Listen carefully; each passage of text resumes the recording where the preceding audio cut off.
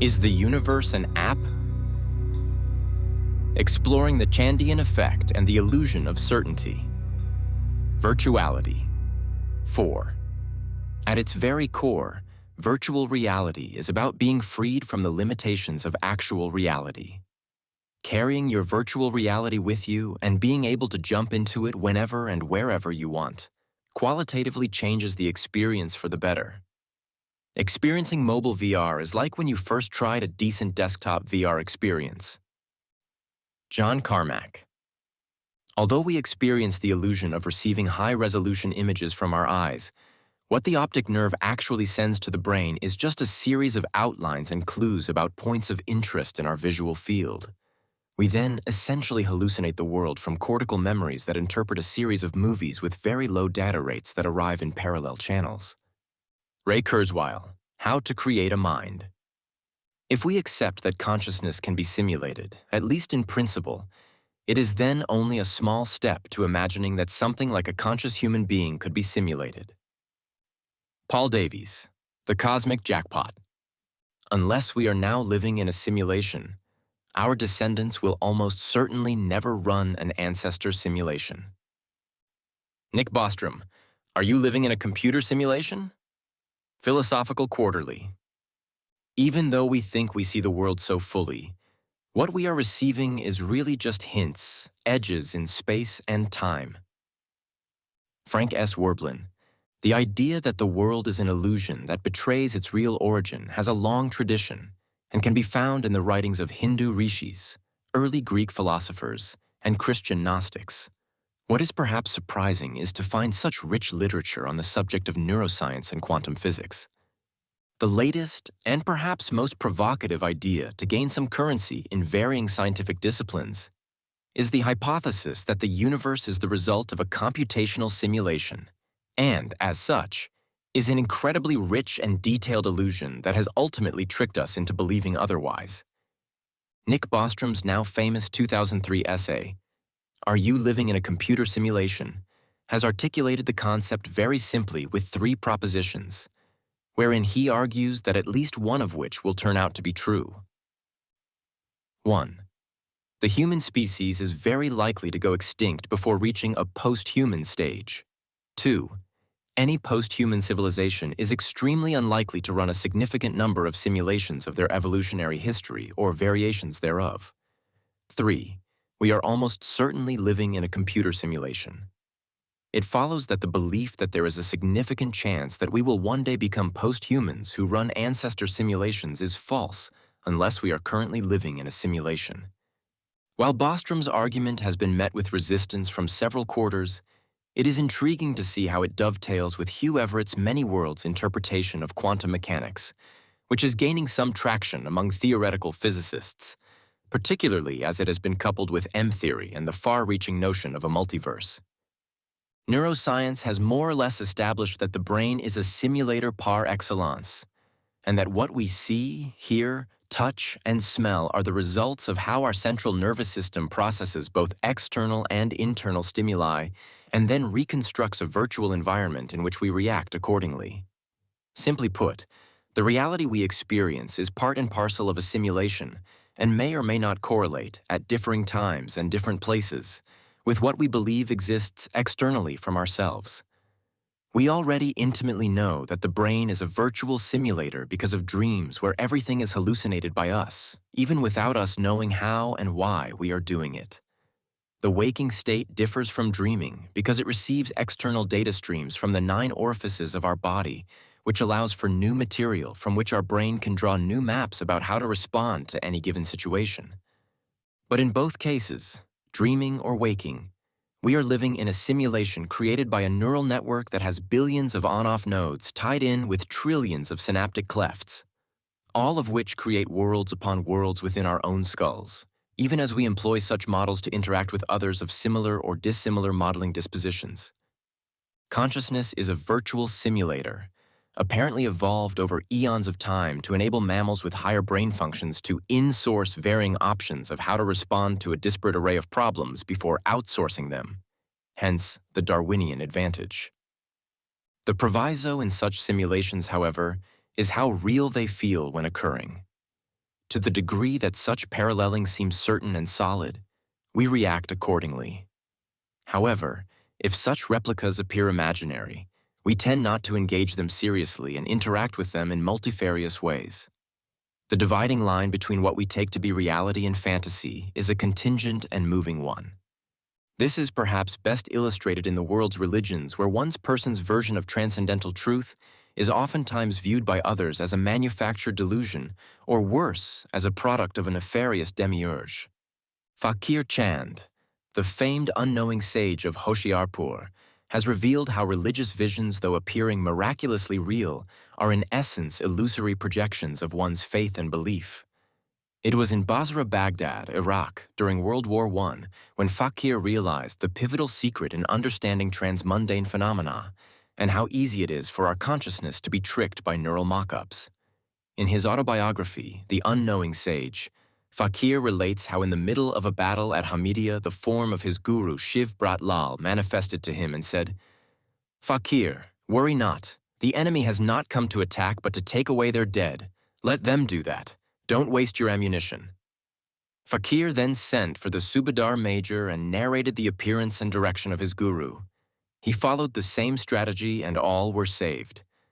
When Fakir reached Baghdad after the fighting, however, many of Shiv Brat Lal's disciples began to worship him instead. Fakir recollected, "It was all unexpected and strange for me. I inquired of them, 'Our Guru Maharaj is at Lahore. I am not your Guru. Why do you worship me?' They replied, 'On the battlefield, we were in danger. Death lurked in hand. You appeared before us and gave us correct directions. We were spared.' I was wonder-struck by this explanation. I had no knowledge of it at all. I, myself, being in trouble at that time, had not even remembered them. A mystery shrouded the whole thing.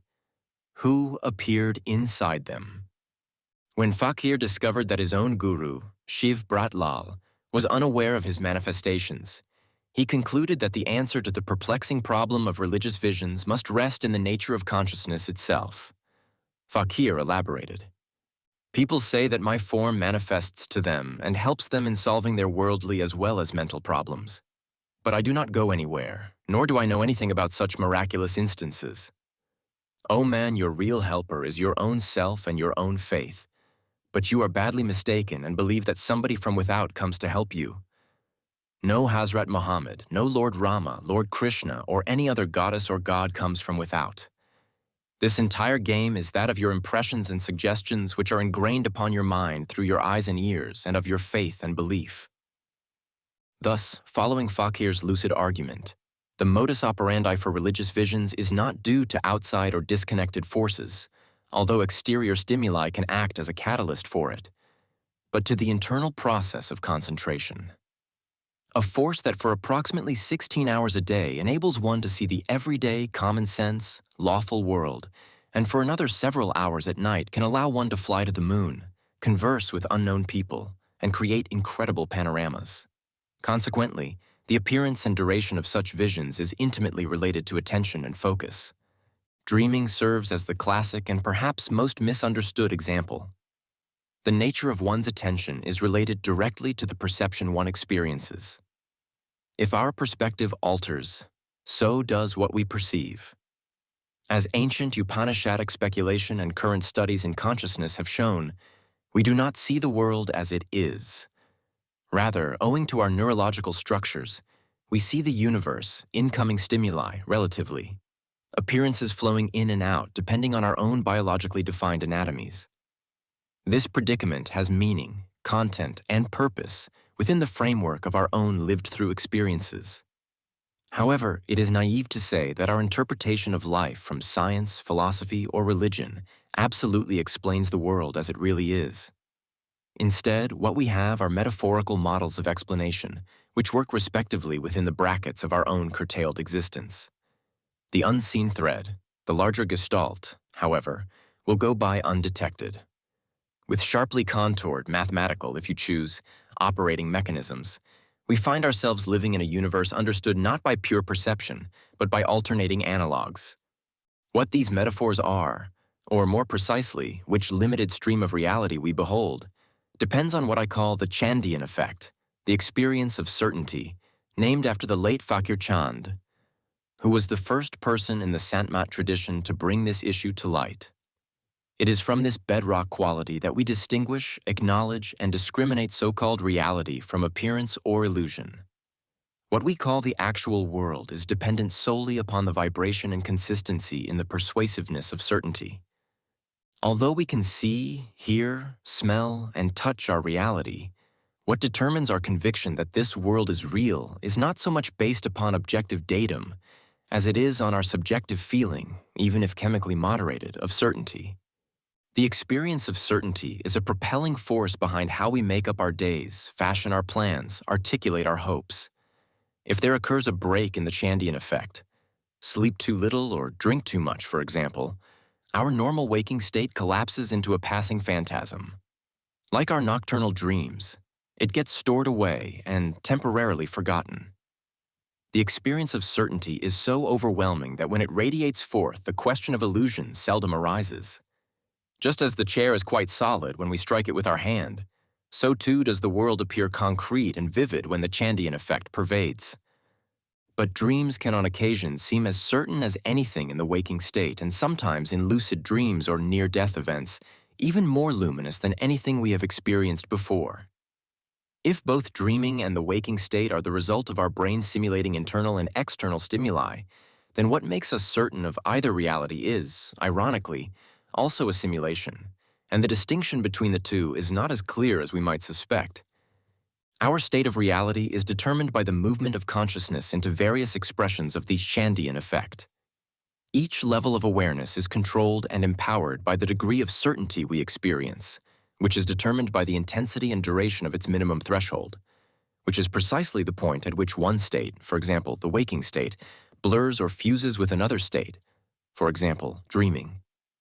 The single most obvious example is whenever we try to stay awake for more than 2 or 3 days at a time, and being deprived of sleep, our dream world intrudes upon our otherwise sane reality. We are predisposed to call the waking state real because it is longer, and hence, by extension, more vivid, than the dreaming stage. Yet we generally say this only when we are awake, but never while we are dreaming. The reason behind this is simple. At each level where attention is established, or neurologically speaking, whenever key neural triggers are operative, a certainty boundary is in effect, which, owing to the given center of awareness, varies in strength, time, and permanence. Hence, even the waking state, although seemingly vivid, only lasts about 18 hours normally until the Chandian effect, or neural parameters, structured upon this level runs down below the minimum threshold and our consciousness shifts to another region. So, it is with the dream stage. At the moment of sleep, itself nothing but the transition of attention, we find ourselves occupied in a world that just hours before we thought was nothing but an incredible illusion, because it was dimmed by the intensity of the certainty force inherent in the waking state, but with which we now deal quite seriously, running away in terror from death or luring attractive mates for orgasmic satisfaction. From this native pattern of awareness, we can see that our lives are simply natural progressions of consciousness from various boundaries within the Chandian effect. All of this leads us to what appears to be an inescapable conclusion. We apparently cannot adjudicate the ultimate reality of any stage in consciousness on the basis of how certain or real it may appear, since any simulation can magically seduce us into believing its superior ontology. We are, it seems, in an intractable position within any stage of awareness to gauge its ontological reality, if such a reality is indeed the product of a series of simulating intersections. At best, we can simply argue about the relative hierarchical features of differing simulations, with the added caveat that such a rumination is also circumscribed within a parallelism of its own. This is perhaps why the idea of our universe itself being a computational simulation is not as far-fetched as we might imagine, given the replicating features of mammals who possess a neocortex. Given enough computational power and given the ability to embed matter with unimaginable complexity, it isn't implausible to envision a world which for all intents and purposes looks just as real, if not even more vivid, than the one we currently occupy. Indeed, as Vernon B. Mountcastle points out in The View from Within, Each of us lives within the universe, the prison of his own brain. Projecting from it are millions of fragile sensory nerve fibers, in groups uniquely adapted to sample the energetic states of the world around us. Heat, light, force, and chemical composition. That is all we ever know of it directly. All else is logical inference. We have now advanced far enough in our film technology to be able via CGI to recreate on screen the most intricate features of various animals and landscapes to such a degree that audiences worldwide can be so convinced that a fake tiger is so real that even when the illusion is explained, they can still vehemently argue otherwise, as what has recently happened with the movie version of The Life of Pi. Given this unusual state of affairs, we can also now be deceived into mistaking a CGI effect when it was in actuality a genuine phenomenon. A good example of this reverse Turing effect can be seen by the comments made to a YouTube video entitled Tsunami Surfing, where Mike Parsons, a real surfer, rides a huge and real wave in Maui, but which many commentators believed was created artificially. In the world of film, computer simulations have already passed the Turing test, where that which is artificial is literally taken to be real. One can only imagine what cinema will look like in 3 decades hence. Is this universe of ours an app similar to a game like Spore, where creatures confronting competing species evolve over time, which can be downloaded for free on an iPhone or an iPad? Before we dismiss such conjectures as silly science fiction speculations, the more viable question we should ask first is, how difficult will it be in the future to computationally recreate the world we now experience, given the exponential growth of computing power and the law of accelerating returns? In addition, how difficult will it be to trick us into believing in the certainty of any given state created by artificial intelligence? The answers may surprise us. It is probably much easier than we at first would suspect, especially in light of how manipulatable human consciousness can be. Fakir Chand once related how when he was a young Brahmin growing up, he had daily visions of Lord Krishna. One day, as he was walking on his way to town, Lord Krishna appeared to Fakir and told him to eat some cow dung which was on the street. Fakir did as Krishna requested, but later on, when the vision had disappeared and when Fakir was in a more rational, logical state of mind, he reflected that he had never heard or read of any god or goddess asking a devotee to do such a thing. This caused Fakir to doubt the reality of the apparition, and he stopped having visions of Krishna. This incident and others similar to it suggest that the modus operandi for any reality to lose its Chandian effect, one must severely doubt its fundamental certainty, whether by chemical augmentation or by radical and systematic skepticism. Of course, some states seem more recalcitrant to questioning than others, and thus give the impression of being more real than others. But given that every state we experience is a simulation, the hierarchical nature of more real versus less real seems bounded by the necessity of survival within any given region of awareness. Indian philosophy, particularly some schools of Advaita Vedanta, have long argued that the universe really is a play or a game, which is commonly called Lila or Liela, literally pastime or sport, not dissimilar to applications one can download on Apple or Android devices. Darwinian natural selection would appear to be one of the key operating systems of this universal sport. Stephen Wolfram, the architect of Mathematica and founder of Wolfram Alpha, the computational knowledge engine, believes that a new kind of science has been born with our understanding of how incredibly complex systems can be algorithmically reconstructed by computational reducibility. If this is true, then perhaps Nick Bostrom's propositional question isn't merely a fanciful and sophisticated reworking of the Matrix's underlying premise. Perhaps Fakir Chand's skepticism of religious visions and their eventual dissolution because of it is an indicative pathway by which to question the certainty of any state of awareness that may arise. Science has made tremendous progress by doubting erstwhile common-sense explanations, even to the point of questioning the very reality of all that we take to be solid and permanent. Underlying science and almost all human endeavors are the supposition that the world we experience, even if by neural trickery, is the supreme reality by which all other realities are and should be measured.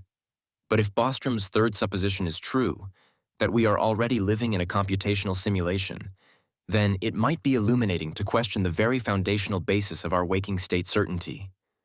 Clearly, accepting the Hindu idea of reality as an illusory sport played out by the gods allowed rishis in the past to develop deep philosophical insights into the nature of the mind long before the advent of neuroscience.